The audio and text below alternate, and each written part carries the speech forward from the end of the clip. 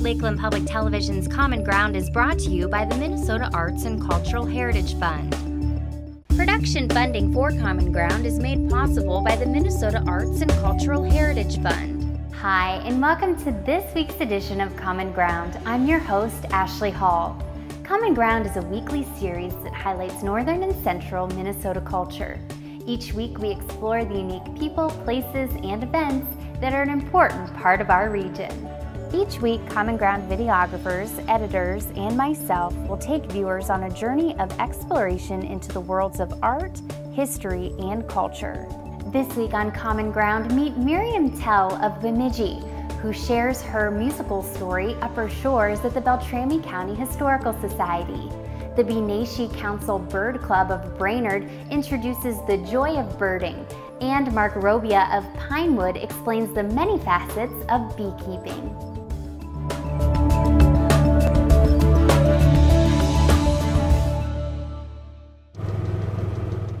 I'm Mark Robia. I'm a beekeeper. I've been doing it for about 12 or 13 years now, right here in Minnesota.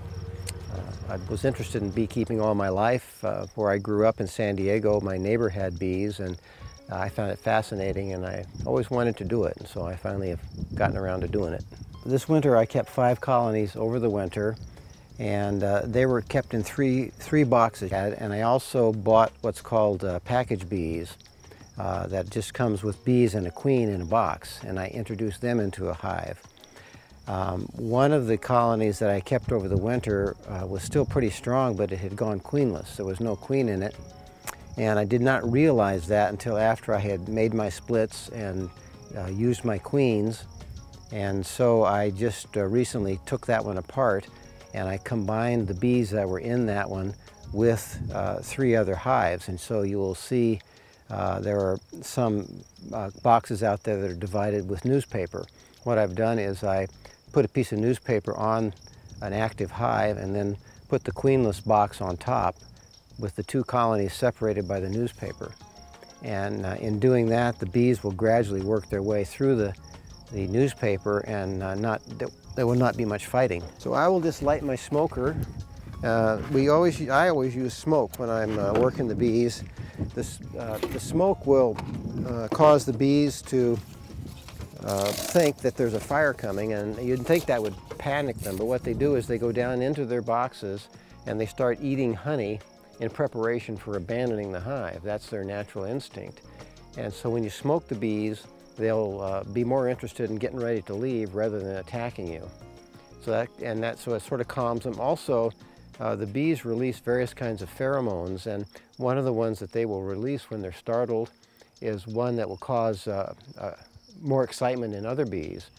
And the smoke masks that very well. And so if you have one bee that you maybe accidentally mash or injure in some way, she may release that pheromone, but the others won't detect it, so you won't have a compounding effect then when you've got the smoke going. I've got this colony electrified to keep the bears out. And we call all of the baby bees that are in the cells brood. This is one that I have not bothered since last Friday, and so they're more likely to be calmer. I don't know if we'll be able to find any brood in the top box because I did a reversal last Friday. If the queen went up there immediately, she could have been laying Friday, and the eggs would have hatched, say Saturday, would have hatched Monday. And so we might be able to see some small grubs growing. The bee's nest naturally is egg-shaped. And so the way they live in their hive in a wild or in a big enough box, in the very center is the brood. That's the baby bees being formed. And then the bees around that will layer pollen that is used to feed those baby bees. And then way outside of that in the egg shape is the honey stores all around the outside. And of course we squeeze them into these boxes. That's not a natural shape, and so it's distorted somewhat, but basically we'll see in here that the brood is in the center, surrounded by pollen, and then that's surrounded by honey. So I'm giving them smoke to help them calm them down a bit here. Now I don't know if you can see it, there are some bees that are sitting here just flying around in kind of a circle in front of the hive. Those are new field bees that are orienting to where this box is. By flying around like that for a while, they're basically programming themselves from where the sun is. And they're so good at that. If I take one of those bees that's programmed herself and carry her a mile away somewhere she's never been before and she can't see where she's going, let her go, she'll come right back here to this spot because she knows so well, it's amazing, by the angle of the sun, I guess in the time of day, where her box is. But the flip side of that is, if I move this box from here to there, they can't find it. Or if I turn it around so the opening is the back, you'll come back an hour later, there'll be hundreds of bees on the front end trying to get in. They can't figure it out. Only by chance will they make it back into the box at that point. Bees naturally make a glue called propolis that has antibiotic properties, and it also seals up every crack in the hive. You can see here this brown stuff. When it's dry, it's pretty firm. This is propolis that they use. They glue everything shut with that. Okay, here's our colony. This is the male brood here. They always put that around the outside. In the center is the female brood. Surrounding that is the male brood. And this just happens to be where the male brood was in that box. The last little bits of them that were between the top and the bottom. The males are not as valuable to the hive because they don't work. All they do is fertilize the queen, and the queen only goes on a mating journey one time in her life. For the entire life of the queen, she will conserve the sperm cells. She releases one at a time to fertilize her eggs. She's able to release just one at a time to join her egg to fertilize it. And she can decide whether she's going to make a male bee or a female, depending on the needs of the hive and the time of the year, and also depending on the cell. The drone cells are larger than the worker cells. The queen feels the cell and decides, all right, this is a drone cell, I'm going to lay an unfertilized egg here. The drones are unfertilized, and then the females, the workers, are fertilized eggs. These are nurse bees that are covering these. After the bee is born, she goes through a certain cycle of maturation. Her first job is to clean out her own cell and to provide sort of a cleaning function throughout the hive. And then as they mature, they become nurse bees. And then finally, toward the end of their life, they become field bees, where they'll go out and do their foraging in the field. They even have mortician bees. Some bees become morticians, where they'll remove dead bees from the hive, and that's their job for a few days. This is the final product of the beehive. It can be packaged in many different ways. This particular one is the blue ribbon winner at the Beltrami County Fair last year. I'm very proud of that. Honey's a great food. Of course, it's mostly sugar. It's so concentrated that no bacteria can grow in it. No fungus, no bacteria will grow in honey because it's just too strong for them to live in. I really enjoy raising bees. It's just so much fun to me to be able to make something and do something. I love agriculture, and I love growing things. I love living things and bees and all kinds of critters. I just really enjoy that, and I think a lot of people would really get into it. There's just so much that you can learn about it. The bees are so in tune with the environment. They function based on how the weather is. Just a remarkable thing, and I just so much enjoy looking at the different plants that are in bloom and then comparing what's blooming with what kind of pollen they're bringing back. And it's a challenge, it's a lot of fun. I like all the products that I get as a result. I even managed to make a little money at it, so it's fun that way too. It's just everything about it is fun. But I truly find that as people learn more about birds and get out and do more birding, the more they learn, the more they enjoy it, and the more they see. And so it's like a lifelong learning pursuit. Yeah, how long have you been identifying birds? Well, let's see,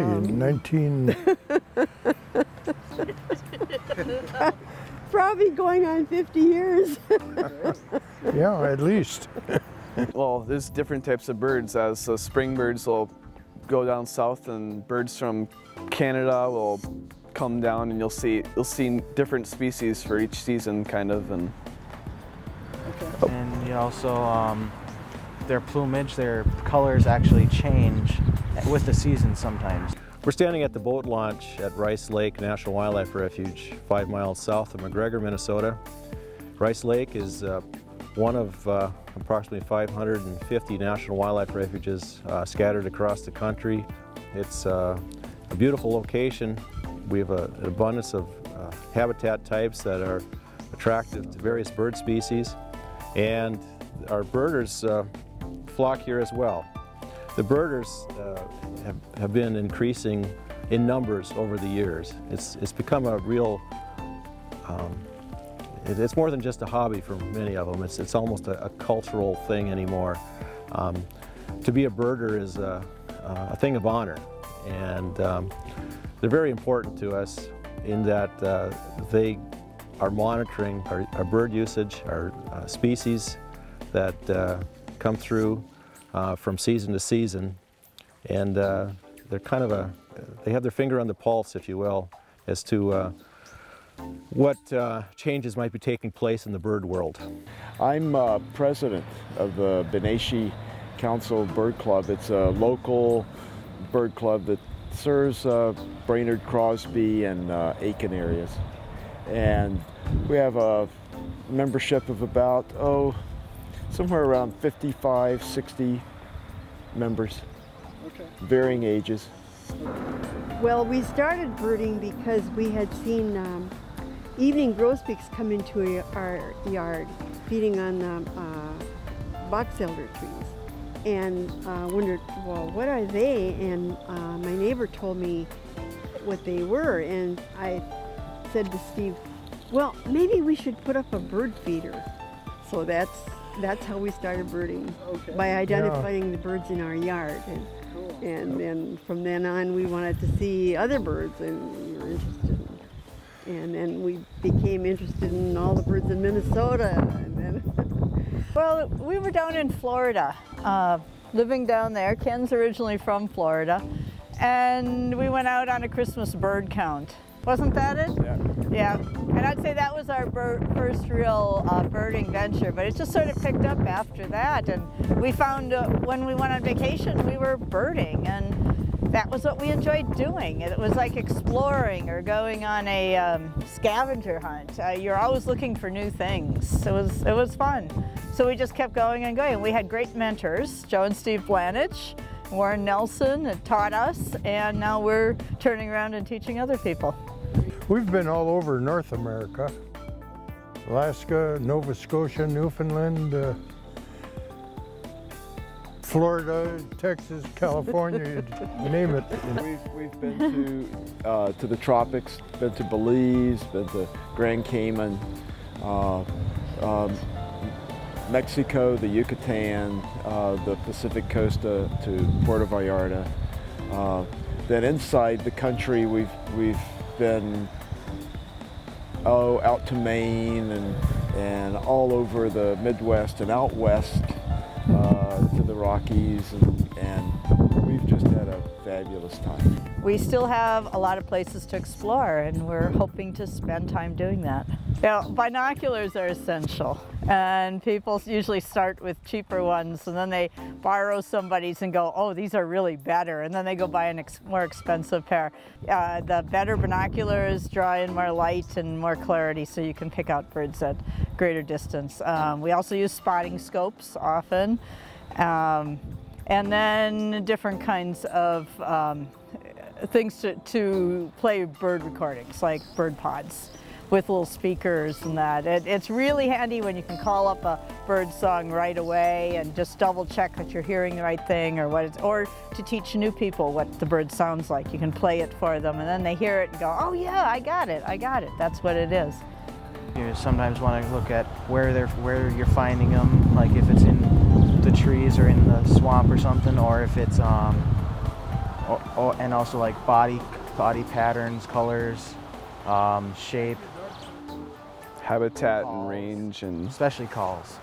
Just once you hear them more and more, you just start kind of getting used to them, and then you start noticing the differences, and you'll find new calls and different pitches, zero in, and yeah, different pitches and pattern and like patterns of how they call, especially, are what you really got to look for?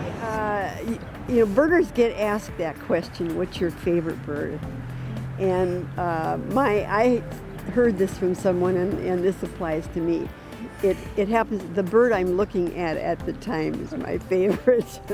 You know, we often, after we've been out birding for the day, we go, oh, best bird of the day is, and we fill in the blank and then go, oh yeah, and this, and this, and this. And so there's usually several. Like today, we saw warblers and black-throated green and Nashville warblers. We had good looks at those. Yeah, those are good birds for the day. Yep. You can find clubs all over the state and all over the country, and it's a very close-knit group. Or open group, I should say, but the advanced birders are always more than willing to help the beginning birders pick up the skills and learn to identify birds by their calls, by their plumage, by their habitat type, you know, where to look for these birds, how to attract them to their backyard feeders. It's a very popular pastime. It's enjoyable for everyone that takes up the sport. People are not used to birding. When they look at a bird through their binoculars and see the gorgeous colors and hear the bird sing, you absolutely cannot help but get excited.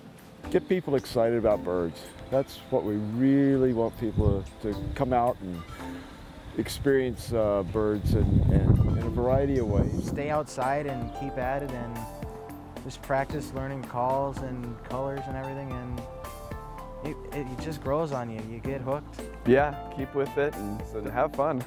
It's just a great opportunity for anyone that wants to enjoy nature to pick up their binoculars and go birding. It can be a huge amount of fun, and it increases your awareness of what's going on around you. Yeah, and go out with somebody who you enjoy their company. It's a great way to spend time outdoors with people you enjoy. This is partying with binoculars.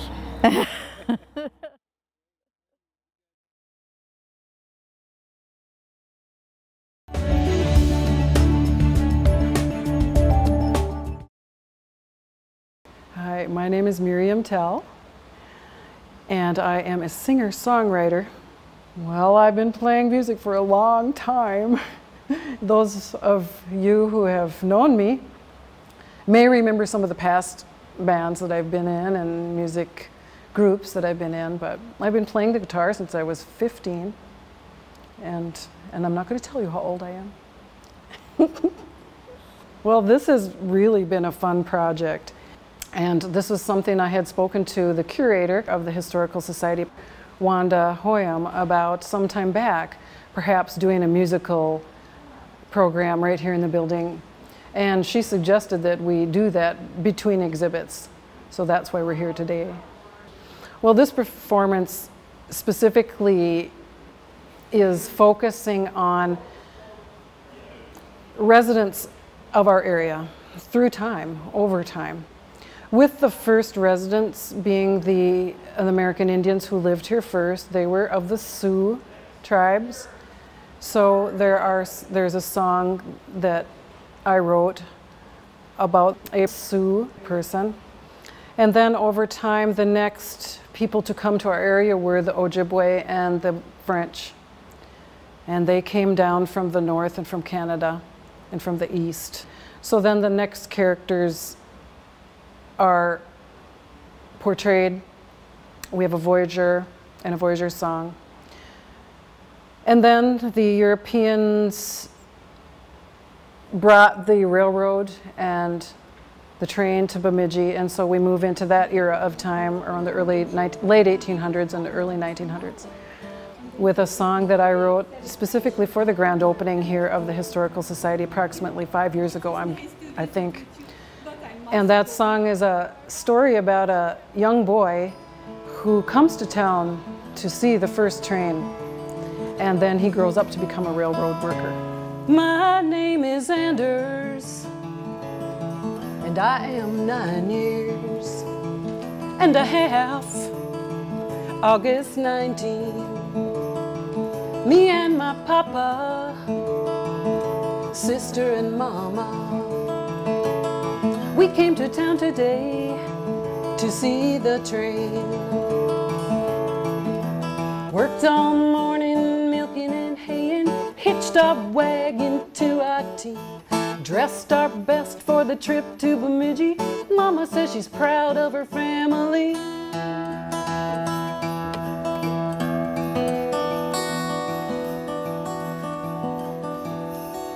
I heard the people down in Bemidji talking about James J. Hill. They say he's riding on that Great Northern all the way up from St. Paul. People say this town's gonna change from a village to a big city, 'cause the railroad's here and with it's coming people and freight from far away.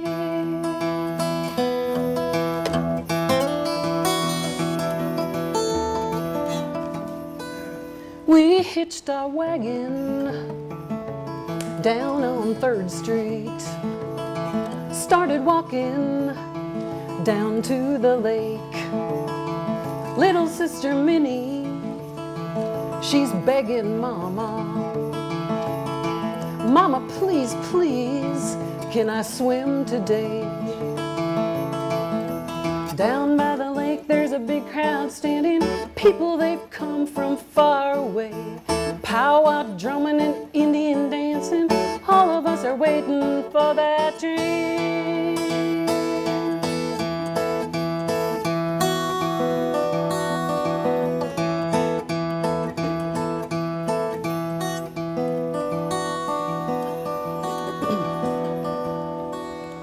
Mama and Minnie, they stayed by the women, but not me. I'm going along with Pa down to the bridge on the mighty Mississippi, 'cause I wanna see that big train come. Now I hear that locomotive coming, hear those steel rails clackety-clack. Closer and louder, it's drowning out the drumming, big black cloud rolling from the smoke jack.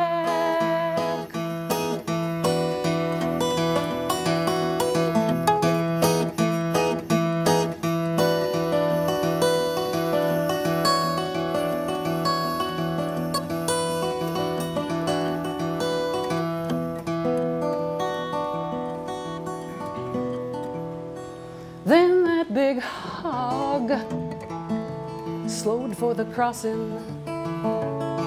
Men in suits on the platform stood. I saw James J. Hill standing watching. Papa held me up so I could see real good.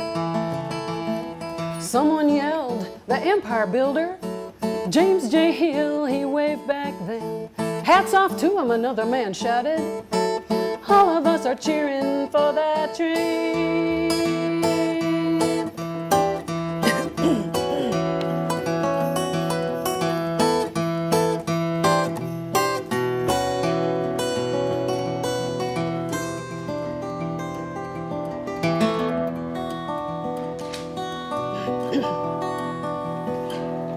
My name is Anders, and I am 39 years. I am a boomer on the Red Lake line. I work the Sioux line and the Great Northern. Gandy dancer on the high iron. Might be a hostler down at the engine house, help a hogger on a camelback, stake a muzzle loader, watch for a highball, work a double header, check for piggyback.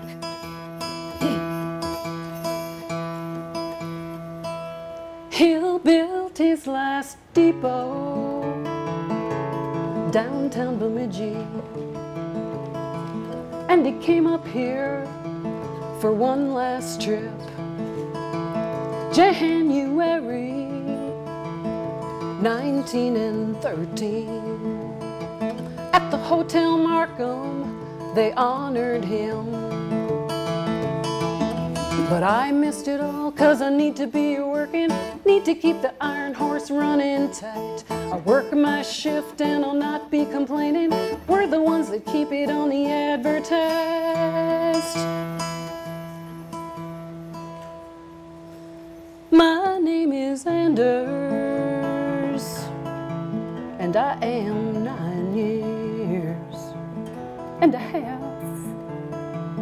August 19.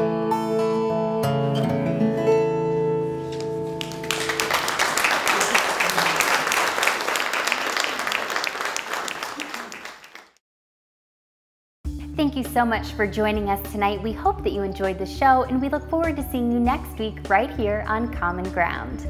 If you have a segment idea for Common Ground, please contact us at legacy@lptv.org or call us at 218-333-3022.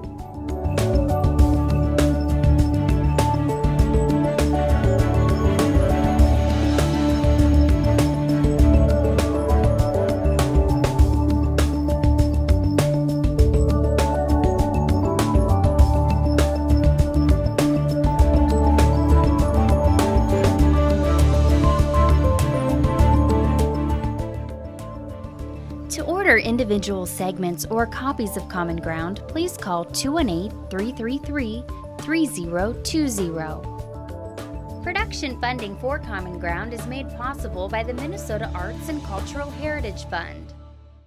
If you enjoyed this segment of Lakeland Public Television's Common Ground, consider making a contribution at lptv.org.